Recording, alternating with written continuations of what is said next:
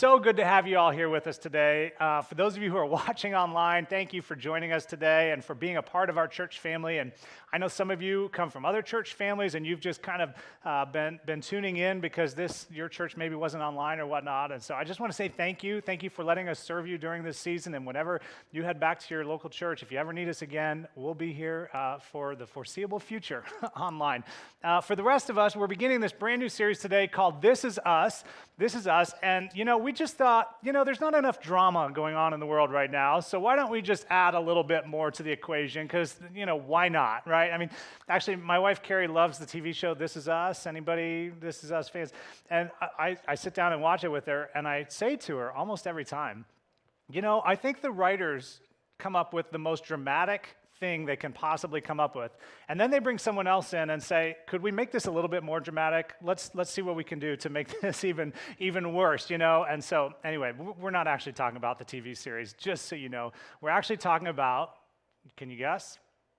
Us. Yeah, this is us. We're talking about us during this season, who we are as a church. And it's a really important discussion because right now in our culture, people are trying to figure out what their church is and how their church is going to operate. And it's a little bit confusing and it's a little bit messy. And, the good news for me is years ago when we came up with our vision of the church, it really spans pandemics, thankfully, and it really enables us to be nimble as an organization and to change how we operate and do different things, and so that's actually not a bad thing, and so we're going to talk a little bit about that as we begin this series. Now, for those of you who have been regulars with us for, say, the last 4 or 5 years, there's a word that you're going to be really familiar with and you're going to relate to, and it's this word right here, the word change.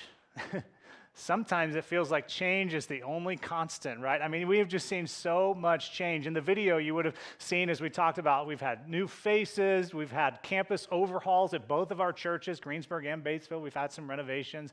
We've had new staff members. I mean, there's just been a whole bunch of change, and it would be easy to think that change is the thing that defines us, but it's not. Even though there is change, there's one thing that hasn't changed, and it's what we're going to talk about beginning today, our vision of who we are as a church. Now, about 6 years ago, there was a bit of a leadership overhaul, and our pastors and our elders, we went out to the Springs Retreat Center, and we began just kind of praying and asking a really important question, and the question was, why does community church exist? Why are we here? What is the unique thing that God is calling us to do and to be? Why has God placed us in the local towns, the cities for Greensburg and Batesville? How does he want us to uniquely minister to people in our local communities? And we began talking through that. We talked about the history of the church. We began praying through that. And it led us to a vision that we didn't think was new at the time. It was new language, but it wasn't new to who the church was and the DNA of the church and what we had always really been striving to do and to be. And so we came up with this vision statement, and my guess is you've heard it before. Our goal was to make it portable and memorable, which means you could easily remember it. You could take it with you. After hearing it a few times, you'd know what we are and who we are as a church. And my guess is you've perhaps even heard it. In fact, I was interviewing our new ministry assistant in Greensburg. Her name's Allison. And we sat down for the interview, and she recited the vision to me. And I looked at her, and I said, did you just memorize that for this interview, right? I mean, because I just wanted to know for me personally. And she said, no, I knew it. I knew it, even though she'd been attending the church for a while. She knew it because we've tried to make it really clear. So if you know the vision, I'm going to invite you, Matthew, don't stick it up there until we say it, okay? I'm going to invite you to say it with me, and I'll give you the first word. It's creating, okay? So community church is creating a community where all people can connect to God's story. Man, you guys are awesome. You rocked that. And creating a community where all people can connect to God's story. I'm really proud of you for that. In fact, even through the face mask, I could hear you loud and clear. I mean, this is really the DNA of what our church is about. And I would argue that the world in general needs the church, Big C church, not just community church, but the world needs the church now more than ever. And yet the church seems to be kind of losing ground now more than ever. And so what is our responsibility as community church? How do we help to create a community where all people can connect to God's story? So today, specifically, we're going to just talk about the first line there, creating a community. What does it mean to be creating a community, and how do we go about creating a community. So I want you to just kind of think back with me. Those of you who are watching online, you can think back too, back to March, back to that very important holiday, St. Patrick's Day. It was coming up. We had our friend John Bosler ready to dress up like a leprechaun and bring some of you on stage to embarrass you and give you free Irish food. And so we were planning for that, and then Thursday came, and all of a sudden on the news, I mean, there were shutdowns. On Friday morning, I remember I went to Kroger, and I was seeing toilet paper, literally like people just carrying it off the shelves, and it was nearly empty, and I saw somebody from our Greensburg campus, we're looking at each other like, should we be buying some of this? I mean, surely this can't last that long, you know? That was 5 months ago. And then, you know, Friday went to Saturday, and we had to cancel church, and we're scrambling to get things online. People said, you know, we just got to flatten the curve for a couple weeks. Flatten the curve. Everybody do your part, flatten the curve, and everything will be okay. And 5 months later, I mean, we got used to a new normal. Kids were home from school. Some of you were used to that because you homeschooled. But for those of us who didn't, I mean, kids were home from school. Businesses were closed. Restaurant dining rooms were closed. And suddenly, I don't know if you experienced this or not, but suddenly we began looking at people as our enemies. As you walked through the grocery store, you looked at somebody and thought to yourself, could they be carrying the virus that could kill me? And we began pushing people away and stepping aside, not wanting to be near, wanting to, keep our distance. And the world changed overnight. And the thing that so many of us, I think all of us experienced, is this word right here, isolation. Now, for those of you in the room who are introverts, which is not me, and I'll get to that in a minute. I mean, you know, you were like, yes, isolation. This is what I have been waiting for. This is the thing that I have been craving. And us extroverts, we were like, no, that's awful. How can we isolate? But we were told 2 weeks. Okay, I can do it for 2 weeks. I can be without being around people for 2 weeks. But again, I mean, week led into week, and led into month, and month led to month, and here we are nearly 5 months later. Can you believe it? And the thing that has become so clear to me, and perhaps clear to you, and it didn't take the pandemic to teach me this. I knew it ahead of time, but the pandemic certainly made it clearer, and that's that isolation is the enemy of community. Isolation is the enemy of community. We cannot isolate and be in community at the same time. They're mutually exclusive. The whole definition of community is fellowship with people who have similar attitudes and interests and goals, but we can't do that if we're socially distanced, isolating, keeping everyone away. And so as a result of all that's been going on over the last 5 months, the thing that I've noticed, and perhaps you've noticed too, is what's going on in our world, our culture. It's fractured. It's fractured. I mean, gun violence is on the rise. It's the highest levels it's been in decades. Domestic violence is on the rise. If you talk to our ministry partners, Safe Passage, they will tell you. Addictions are on the rise. Depression, anxiety, it's all on the rise. So how do we help combat that in this bizarre season where we're all supposed to be isolated? And furthermore, this is where we're going today, how does creating a community serve as a part of the solution to the isolation? So I'm really excited about what we're going to talk about today. And before we get to the scripture part, I want to tell you a little bit of a background to this. And, if you've been here with us for a couple of years, perhaps you've heard me talk about this before. So I know it may be a little bit old or a little bit of a repeat, but I think it is so important. I hope you'll stick with me throughout this discussion because there's a very important moment in the life of the church, a very important moment in the life of the church that we're going to highlight here in just a second. Now, for me growing up, when I heard the word church, I associated it with a building. Nobody told me the church was a building. I just kind of figured that out on my own, and I just thought, church is a building. It's a place where I go. But there's a problem with that word, and over the last, 5 months, we've learned the church is more than a building, right? I mean, we weren't able to be in our buildings, and so we gathered online. We had communication through phone and text message and stuff, and we realized that the church is bigger than a building, but in our minds, the word church, it comes from the German word Kirche. I can't say it, so I just thought I would butcher it as badly as I could possibly butcher it. Those of you who speak German, you're laughing at me and making fun, and that's totally fine. You're free to do that. But our English word church comes from this German word Kirche, and the German word, when actually translated, means house of the Lord. It's like a place. It's a physical place, or the Lord's house. And perhaps if you grew up in church, you were taught learning that, the church is the house of the Lord. This is the Lord's house, which is why you don't run.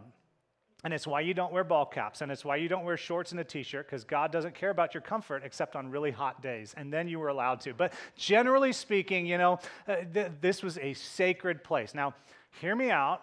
We don't have chandeliers here, but if we did, we don't want your kids hanging from them, okay? So I'm not suggesting that it's okay to let your kids run wild and stuff. They're still being respectful to another place and whatnot. But the point being, the mentality of the word church is that the church it's a building. It's this physical place. And because of that, there's this idea that God lives there. In fact, the ancient Jewish people, they believed God lived in a building. He lived in the temple. All ancient people believed their gods or their God lived in a temple. Even people today sometimes believe that God lives in a building. And so because of that, people build these big, elaborate buildings, wonderful buildings. Back in Jesus' day, there was the temple. And there was the Temple Mount. In fact, we got a diagram of the Temple Mount. You can see it. I mean, the walls were enormous. They went 80 feet above street level, 50 feet below street level. It was more than 170,000 square feet. This whole Temple Mount area where they would change money, they would buy animals, they'd sacrifice the animals. There's the temple there. We'll get to that in just a second. This was the largest site of its kind in the ancient world. 2 times bigger than the Forum Romanum that was built by Trajan. There were some stones. Just picture this with me. Some stones were 40 feet in length. A stone. The columns were 40 feet tall, so much so that it would take 3 people with their arms stretched out to even get around these columns. They were huge.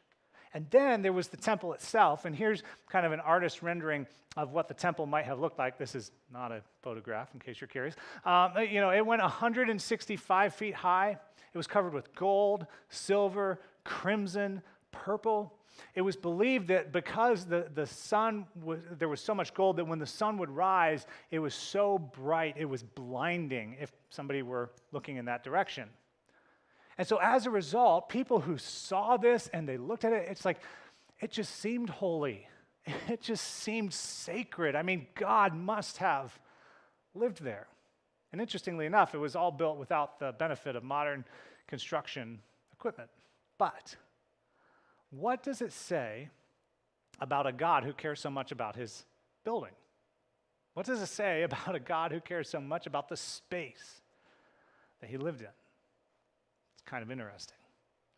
So Jesus stepped on the scene, and he kind of upset that whole apple cart. Now, there were a lot of tensions when Jesus stepped on the scene. There were a lot of tensions just because of the Roman interaction with the Jewish people. The Jews, they were subservient to the Romans, and the Romans pretty much left them alone as long as they paid their taxes and as long as they didn't cause too many problems. But every once in a while, there'd be a little bit of an uprising, and things would get out of hand, and the Romans would come in, and they'd have to deal with it, and that was not a good thing. And so there was this tension rising. The temple leaders, who were paid very handily or healthily by the Romans, they kept things under control and under wraps. And so there was this rising tension of the Jewish people. Step onto the scene, John the Baptist. John the Baptist, he came into play, and he began baptizing people and saying, hey, repent, the kingdom of God is near. There is somebody who's going to come, and he's going to lead our people to freedom. And then John, he died. There was another person, Jesus, who stepped onto the scene. And Jesus began teaching and preaching and healing and performing miracles. And there was a lot of confusion about who he actually was. Was he the one they were waiting for, or was he someone else? And so one day, as Jesus was with his disciples, we're going to pick the story up here in the book of Matthew. And one day, as Jesus was with his disciples, he had a conversation with them, and he began asking the question. I'll let Jesus ask the question. Go ahead. When Jesus came to the region of Caesarea Philippi, he asked his disciples, of whom, by the way, Matthew was one, Matthew who recorded this for us, who do people say the Son of Man is? Now, he was talking to himself, or talking about himself, rather, that he was the Son of Man. And so he asked his followers, who do people say I am? Who do people think they're coming to see? They're traveling from miles away. They're coming to be healed and to hear my teaching and to watch, my miracles. But who is it that they think they're coming to see? I think Jesus was assuming his disciples would have had some interactions on the side, and he heard what people had to say. So here's what the text says. They replied, some say, John the Baptist. Now, at this point in time, John the Baptist had been beheaded. So that meant some people believed that Jesus, I guess John the Baptist's head was put back on, and then he was reincarnated. And so they believed it was John the Baptist that they were interacting with. Others say Elijah, who was a prophet from Jewish antiquity. He was one who was whisked up by chariots of fire. He had prayed this amazing prayer and called fire down from heaven, and it illuminated an altar that had been covered in water. I mean, he was a remarkable prophet for the nation. And still others, he said, Jeremiah, who was, again, a prophet telling people they needed to listen to God, pay attention, and turn the direction of God, or one of the prophets. In other words, they don't know. I mean, Jesus, they really don't know. They think you're maybe a prophet. They think you're somebody reincarnated. They think you're somebody important, but they're really not sure. And so then I think, expecting his followers to have a better understanding of who he was, Jesus asked this question. He says, but what about you? You've traveled with me. You've seen me heal. You've listened to me teach. We've shared meals together. What about you? He said, who do you say I am?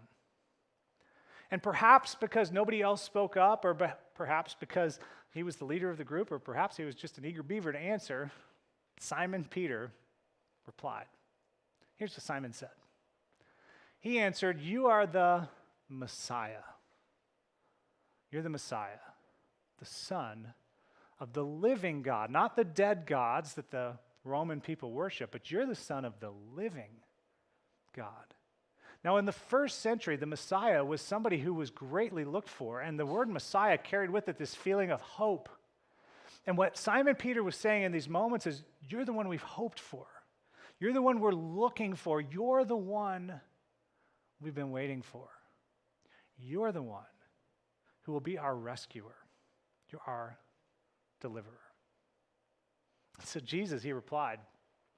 He said, blessed are you, Simon, son of Jonah. It's like, yay, you got it. Way to go. Blessed are you, Simon, son of Jonah, for this was not revealed to you by flesh and blood, but by my Father in heaven. God made this known to you.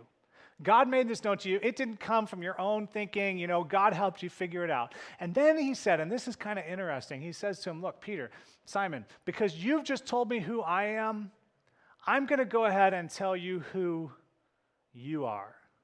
Here's what Jesus said. He said, and I tell you that you are Peter. Now, this is not surprising to us because we often just refer to Simon Peter as Peter. But up to this point in time, his name was Simon. And he must have been thinking to himself, no, I'm Simon. I'm not Peter. I'm Simon. Jesus says, no. You're Peter. Which, by the way, the name Peter wasn't actually a name when Jesus said this. This would be like Jesus looking at one of you and saying, you're couch potato from now on. That's your name, just couch potato. Or you're tree, okay? I mean, it just didn't make a whole lot of sense. But the word Peter actually was the word rock.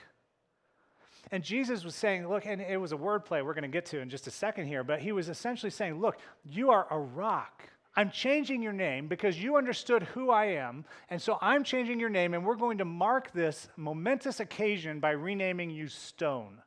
That's going to be your new name. So he goes on and he says, I tell you that you are Peter, and on this rock, and he was referring to his new friend Stone here, Simon Peter, he says, on this rock I will build my church. Now, with our traditional understanding of the word church, and again, I know some of you have heard this before, so kind of stick with me. This is actually a little bit scandalous, and I don't think we sometimes appreciate just how scandalous it is. Because this understanding leads us to the idea that Jesus wanted to build a really big building, that Jesus wanted to build a new temple, that Jesus wanted to build a special place, and strangely enough, it was going to be on top of Peter. Right? I mean, I don't know what that's about. No, that's because there's a misunderstanding of this word. Now, in the Bible is written in Greek and Hebrew, sometimes Latin, and then it's translated into English. And most of our translations are word-for-word translations. Sometimes it's a paraphrase, which would be a thought-for-thought translation or paraphrase. And frankly, most of the time, this is done with incredible precision and accuracy. But in this particular case, the translators have opted to use the wrong translation. Because the word Jesus spoke wasn't in reference to a physical structure, the Greek word, it was actually the Greek word ekklesia. And the Greek word ekklesia doesn't refer to a physical place. It refers to a gathering. It refers to a group of people. It refers to a community. Church refers to a building. But Jesus wasn't talking about building a building. He says, Peter, with your help on this rock, on what you've just said, that I am the Christ, the Messiah, the Son of the living God, on this idea, I am going to build a gathering of people. And it will be so powerful, Jesus went on to say. He said, the gates of Hades, or death itself, will not overcome it. Death can't stop it. In fact, as you and I both know, death only fueled it, didn't it? Because it was the death of Jesus 2,000 years ago that we're celebrating even today that was the driving factor of this gathering, of this ecclesia, of this group of people coming together and spreading the message that Jesus is the Messiah, the Son of the living God. And almost everywhere you go, and in almost every people group you interact with, there is a gathering of people from different sects, sometimes from different, ancillary beliefs, but that all gather together with the understanding that Jesus is the Christ. He's the Son. He's the Messiah. He is the Son of the living God. And in making that statement, what Jesus was doing was inviting you, he was inviting me, he was inviting all people, not into a building, but into a community, gathered people, with the understanding that he was central to it. And sure enough, as the history of the early church, of the early Christians is told, that's what happened. People went out spreading, telling other people that Jesus is the Messiah, is the Son of the living God. And people began believing in them, and they gathered together. In the New Testament, there's a book called Acts. It was written by Luke, and it's the story of how the church began, how this early gathering of people began. And here's what Luke tells us in Acts chapter 2, verse 42. He says these are these new followers, this gathering, this ecclesia of Christians, they devoted themselves to the apostles' teaching and to fellowship. In other words, they met together, they gathered together, they had close personal relationships with one another, to the point of, or to the breaking of bread and to prayer. They prayed for each other. He goes on, he says, everyone was filled with awe at the many wonders and signs performed by the apostles. And then continuing on, all the believers were together and had everything in common. They sold property and possessions to give to anyone in need because they were in community with one another and they wanted to look out for one another's needs, because that's what people who are in community with each other do. If I have extra and you have a need, I'm going to do what I can to help you and to care for you and to support you. Now, this was not forced communism. I want to be really clear. Nobody had to sign over any property in order to become a follower of Jesus. Nobody put a gun to anyone's head and said, give us your stuff and you need to do this. This was internal generosity that began bubbling out into the lives of other people as they shared and as they cared for each other. And then continuing on, the text says every day they continued to meet together in the temple courts. They broke bread in their homes and ate together with glad and sincere hearts, praising God and enjoying the favor of all the people. And then, continuing on, it says, and the Lord added to their number daily those who were being saved. Because as people saw this community gathering together, they realized there was something unique and there was something special. And as they heard the message of Jesus, they began believing. And they began trusting in him with their hearts. And they began following. And it grew. And it grew. And it spread. And do you know what the common thread was in all of this? Jesus, he was the first common thread, but there was another one. It's the word together. Together. Community. There were individuals who understood we need each other. And they were committed to growing, they were committed to praying, they were committed to learning, they were committed to supporting one another's needs, they were committed to being with each other. So years later, decades later actually, as the church continued to grow, and as the followers of Jesus, the numbers began to grow, as those who were in the Roman culture began to be threatened by the Christians, There was persecution that came out against the Christians, and some of the Christians were beginning to wonder, is this for me? Have I done the wrong thing because now I'm losing my job and people are trying to hurt my families? Is this the right thing? Did we make the right decision? And so in response to that, we have a letter recorded in our New Testament. It's called Hebrews, and it was written to those Jewish followers of Jesus, those who had converted or begun following Jesus, who were asking the question, is it worth it? Is it working? Is it worth it? Is it working? And here's what the author of Hebrews had to say. Hebrews chapter 10, verse 23. The author said, "Let us hold unswervingly to the hope we profess," that is Jesus, "for he who promised is faithful." In other words, we can trust God. We can trust what God said. Then he goes on, he says, "And let us consider how we may spur," there's that one another concept again.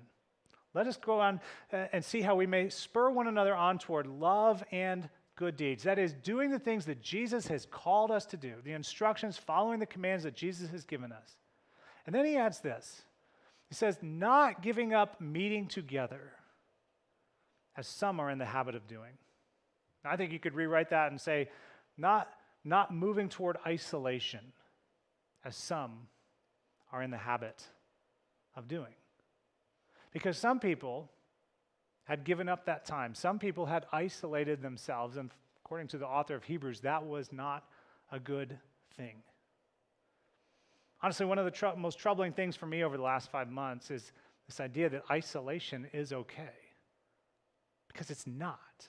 There should be something within us that says this isn't right, and we can't do it long term. Hear my heart on that. I understand. I'm not trying to throw caution and safety to the wind. I'm not trying to say there's no pandemic. Please don't misunderstand me in that. All I'm saying is that when we are isolated, we miss the value of one another. And we need each other. We need each other. We need each other to grow spiritually. We need each other to hold ourselves accountable. We need people who will speak truth to us. We need people who will look us in the eye and say, the way you just treated your wife or the way you just are talking about your husband, that is not good. We need people who will say to us, you are neglecting your family, or you have an addiction that isn't healthy for you, or your attitude isn't right in this situation. We need people. We need people to pray for us. I had a terrible week last week, just being honest, and I went to one of our elders, who's a good friend of mine, and I just said, I just need you to pray for me. I needed that. When we are in isolation, we miss out. We must have each other. Life is hard, right? I mean, the last 5 months have taught us, if they've taught us anything, they've taught us that life is so hard. It is so hard. What's even harder is going through it alone. We need community. Not just sitting in rows, which isn't a bad thing. Not just serving, which is a piece of community. Not just giving financially, which is a piece of community. Not just sitting in circles, which is also a piece of community. But all of those things together, we need each other.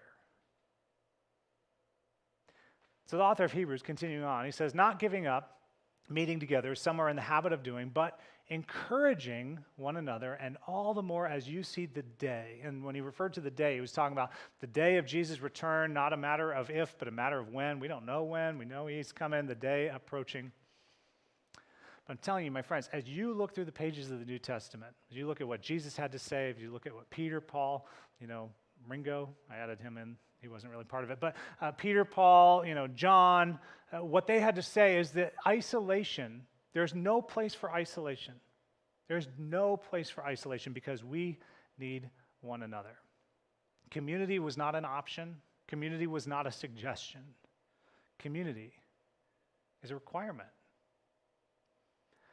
And right now it's really hard. It's really hard. So how do we do it? I want to give you 5 suggestions, and again, hear my heart on these. We'll kind of move through them quickly. I realize I'm not trying to throw caution to the wind. If you're 65 or older and you've got pre-existing conditions and it's not safe for you to get here, please hear me. This is not meant to be a guilt trip by any means. In fact, I have some suggestions for how you can engage with us and be a part of community even if you can't be here physically. So hear me out on that. So here's the first one. Resist the temptation to skip church. Because what is a one-off circumstance becomes another one-off circumstance, and it can become a habit, as those to whom the letter of Hebrews was written. It became a habit to isolate, and it's so easy. There were excuses to skip church before the pandemic, right? I mean, kids have sports, I'm on vacation, I just feel like sleeping in. My cat or dog kept me up all night with kids, whatever. I mean, there are always excuses. These have only been magnified. And I get it. For those of you watching online, you get watch fatigue. It's true. I mean, after week 1, Carrie and I were done watching church online. We have 3 children, 7, 4, and 1. It just wasn't even a possibility with them in the room. So we did the best we could. But hear me out. Make it a time. We have 3 options. You can go 9 o'clock in Greensburg in person. You can go 11 o'clock Batesville here in person. You can go 11 o'clock online, live in person. Make it a habit. This is not about getting attendance stars for God someday. God is not going to ask to see your church attendance chart and say, look at all those stars. You amaze me. I mean, God will never do that. But here's what you and I both know. When you start a diet, having a cheat day once a week, maybe not a big deal. Having a cheat day every day, good luck with your diet. Or you start working out and you make a plan and you say, I'm going to get strong or I'm going to exercise, and you get up and you run on the treadmill, whatever it is, go to the gym, have a sleep-in day once every 2 weeks, not a big deal. Do it every day. It's going to tank your exercise plan. The same is true with your faith. I'm telling you. Make it a habit. Be consistent. Be consistent. It's important for you. And this isn't just about you. It's about us. Right? That's the whole series. This is us. We need each other. We need you. You need us. That's not a bad thing. Here's the second one. Prioritize attending in-person services as soon as you believe it's safe to do so. Those of you watching online, hear me out on this. When it's safe to do so, we want you back. And it's not just about putting, people in seats. It's not just about filling up a room. It's because we believe of the importance of being together. And let me just say something quickly about this word safe. Years ago, when Carrie and I were going on the mission field, we were sat down at Pioneers International, and we had a lecture about safety and how Americans, one of the things we value is being safe. I won't even ask you to think about the number of times you prayed for safety in your life. God, keep us safe. We're going on this trip. Keep us safe. Keep our kids safe. Keep everybody safe. We want everybody to be safe. And I get that, and I'm not wanting anybody to be unsafe. But we choose to be unsafe all the time. If you've ever texted while driving the car, you opted to be unsafe, right? If you were ever out in the middle of flu season, you opted to be unsafe at some point in time. You can never reduce risk down to 0. Again, please, if you're a pre-existing condition, this is not a guilt trip, but all I'm saying is don't set safe at 0 risk, because it didn't exist before the pandemic, and it will not exist anytime in the near future.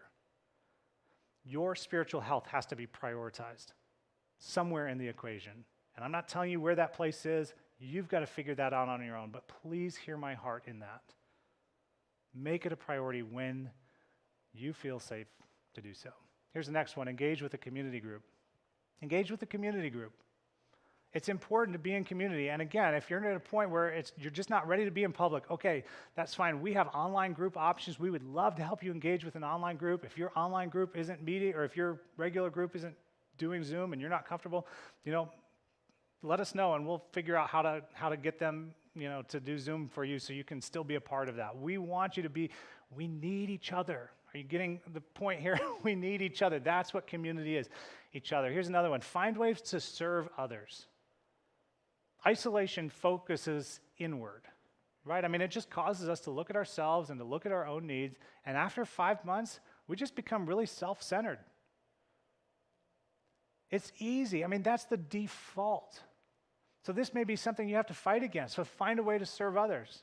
Whether it's your neighbors, you can be a blessing to them, and it'll be good for you in the process. Whether it's our ministry partners, we have ministry partners who could use volunteers. They're struggling right now.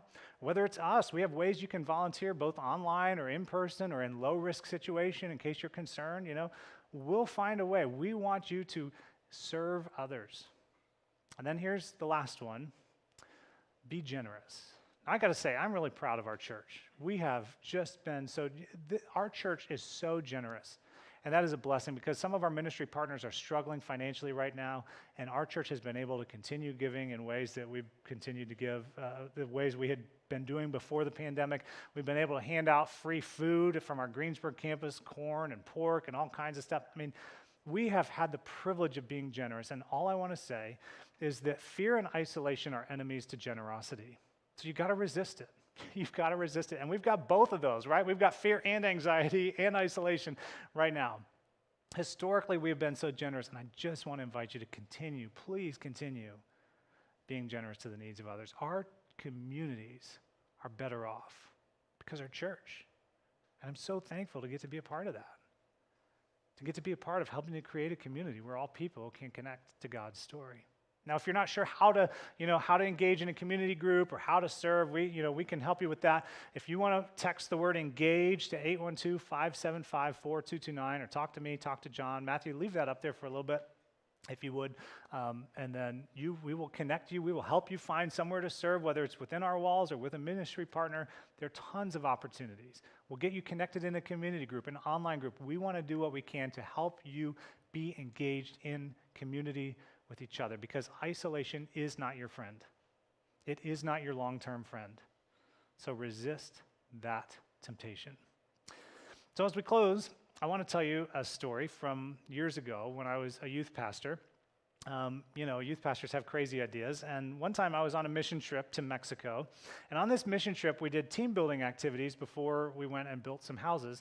And one of these team building activities involved a giant PVC pipe that was sealed at the bottom, and they had drilled holes in it, and they gave you cups, and your job was to float a ping pong ball out of the top of the pipe. Right? So, we got kids moving around trying to pinch the holes shut and people bringing water and all that good stuff. And I just thought, this is a great team building exercise.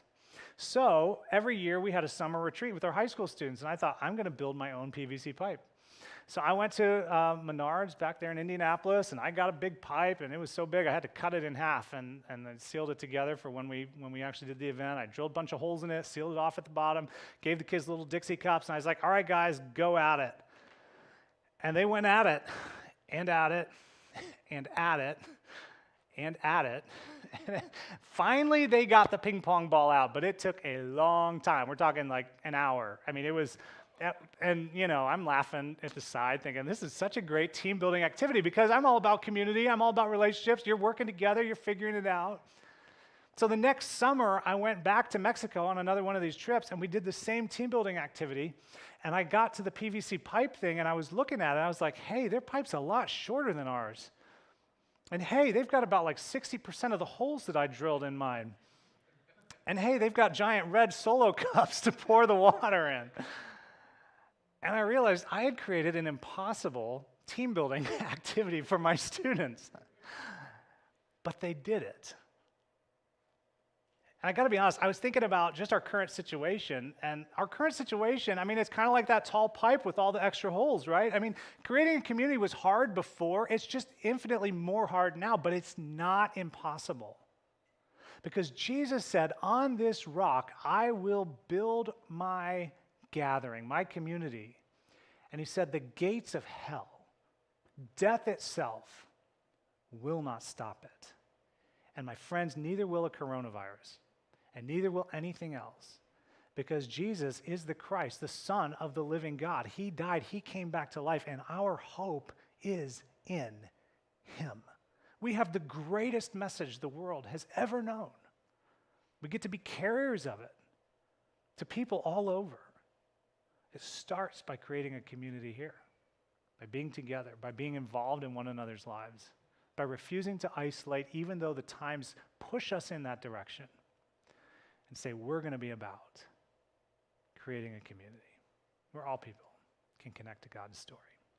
So if you need to connect, if you need to engage, text the word engage, 812-575-4229. And then next week, we're going to continue in this series talking about who this community is for. But would you join me in prayer as I close us? God, obviously I've got a little passion around this, God. This season has been so hard. I know it's been hard for all of us. And God, I pray in the midst of the difficulty, in the midst of the isolation, that you would just help us to hold our hands open, that we would move wherever you lead us. And for those who just for safety's sake need to keep isolating, I just pray, God, that you'd give them peace in that. I pray that you would help them to find ways to engage, that you'd help us as a church to help them find ways to engage together, even in that. I pray for those of us who maybe are a little lower risk, and I pray that you would help us to move in the direction of community. God, our communities, Greensburg, Batesville, we are better off because of our church. I am so convinced of that. I pray that you would continue using us to be a positive impact in the lives of people around us as we spread the message, this incredible message, that Jesus is the Messiah, the Son of the living God. Thank you for giving us that hope. I pray that we would carry it with passion. I ask these things in Jesus' name. Amen.